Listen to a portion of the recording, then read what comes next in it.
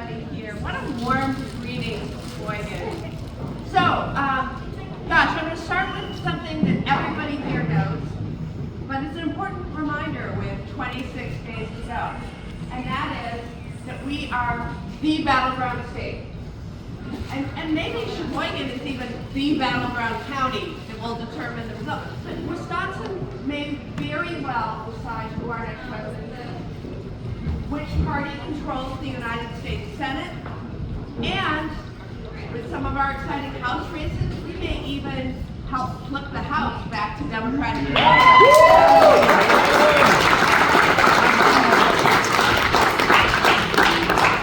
As a reminder, our statewide races, Trump in 16, 0.7%. We were the tipping point state that gave him the electoral college numbers he needed to win. But back in 2020, we elected Joe Biden with 0.6% margin. But we did! And so we know there's some pressure on us. We have a special responsibility here in Wisconsin. But I do want to say I also have a lot of excitement. Earlier this year, as everyone knows, we got fair maps. We got rid of the gerrymandering.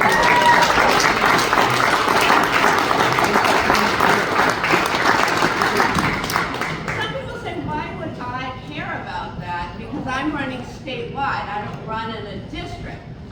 Oh my gosh, there's so many reasons I care about it. I mean, I want to have a state legislature that expands Medicaid. I want to have a state legislature that doesn't just do gotcha bills, but that actually works for the state of Wisconsin. One that not only expands Medicaid, but makes real investments in public education from preschool all the way through university.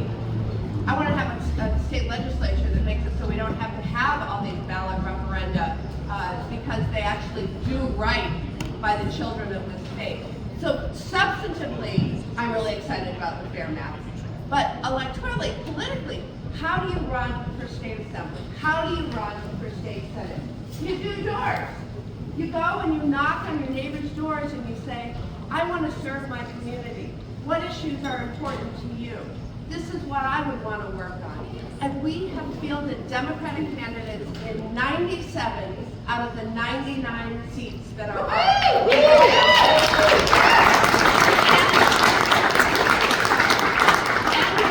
Democratic candidates in every single open Senate seat. We could flip one of the two houses of the legislature. Well, let's try to flip both of them, but this is really exciting. And the fact that you have stood up to run and others have stood up to run is really mobilizing things. You think to the voter, when we were gerrymandered for 14 years and you're in a big red district, the Democrat looks at it and says, oh, I couldn't possibly win, I'm not going to run. And then when you're a voter, a Democratic voter in that district, you look at the ballot and say, it's just one name, the incumbent. What does my vote matter if I don't actually have a choice? So all that has changed, and I'm really excited about how it affects the statewide races too, the presidency, the U.S. Senate. But okay, so we're a battleground state, and you know the work that has to happen between now and then. Republicans also know that. It is not a coincidence that National Republicans picked Wisconsin to host their national convention back in July. Was it? They were purposely trying to turn Wisconsin red. And it's also not a coincidence that they went out and recruited, they went all the way to California to recruit a deep-pocketed opponent to run against me. So if you haven't been following Eric County, so he was indeed born and raised in Wisconsin. He is a couple years younger than me. We went to rival high schools in Madison. I went to Madison West, he went to Madison East. So I'm sure at one point in my life I was in a high school gymnasium, we were rooting for the opposite team. But after college, he left the state. He spent 24 years living in Washington, D.C., running hedge funds. And then he now owns a $3 billion California bank. He has a $7 million in Laguna Beach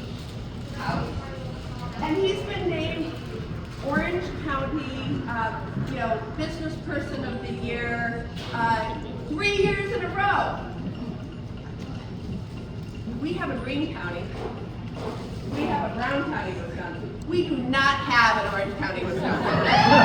Right? So anyway, but it really gets under his skin when you suggest that he has California roots.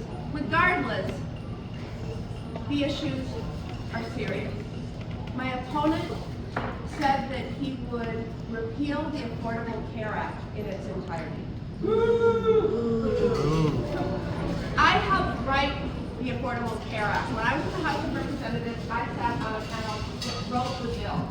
And I'm so proud that in that measure, we finally told the powerful health insurance companies that you must cover people with pre-existing conditions.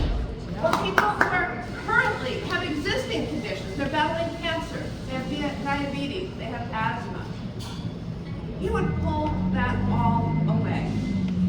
People with pre-existing conditions would struggle to find health care, probably wouldn't be able to find it at all. By the way, I'm just bragging now, but I wrote the provision in the bill that allows young people to stay on their parents' health insurance until they... Yeah!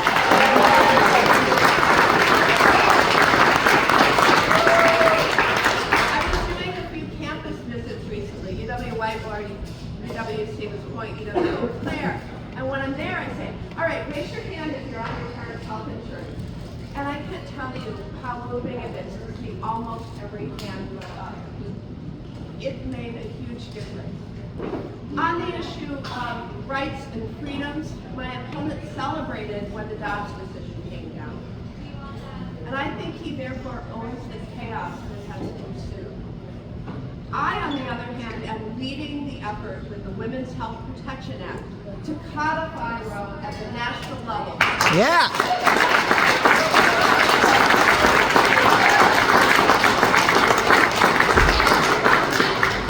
Going back and forth, well, the state should decide, the federal government should decide. I say women should decide.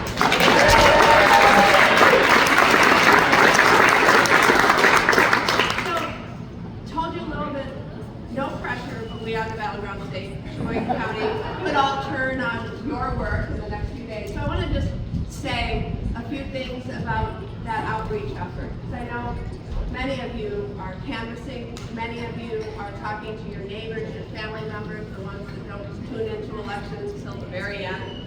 It's hard for us to understand those folks, but they do exist, right? And we need to help them. Helping people register, making phone calls, writing postcards, all the things you're doing. I would recommend that in addition to whatever script you're given, because usually there's a pre-made script, and organizers just plug your ears, I know you don't.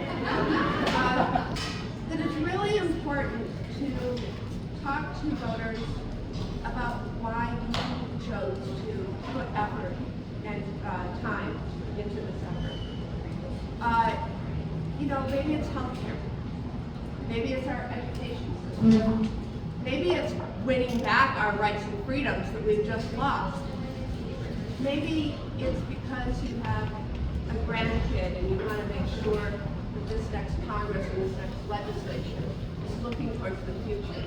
Maybe climate change and the epic risk that it poses is what made you come out. But I think it's very useful to tell people why you're spending your time trying to get turnout high in this election. And the other thing I want to share is it's also sort of important to, not sort of important, very important to close the deal. So, you gotta ask, will you support me at this election? Thank you so much. I ask for all of your support.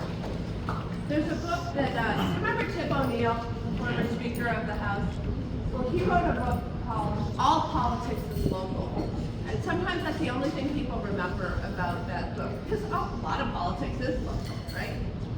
But he has a chapter in that book. It's called You Gotta Ask. And he reflects on the fact, or the day that he was going to vote for himself for the very first time when he was running for Congress. And he and his wife left their home and ran into the neighbor, Mrs. O'Brien. And Mrs. O'Brien said, you know, Tim, I voted for you, even though you didn't pass. He was taken aback. I mean, He helped her carry heavy groceries. In the winter, he'd help her shovel her driveway. And she said, Tim, people want to be asked. People want to be asked. So he and his wife proceeded to the polling place. Just before he was going to go into his booth, he turned to his spouse and he said, darling, can I have your vote? and she turns back and says, Tim, I'll give it every due consideration. But we got to ask, and so as you're talking to folks, don't forget to close the field, because the state cannot be higher.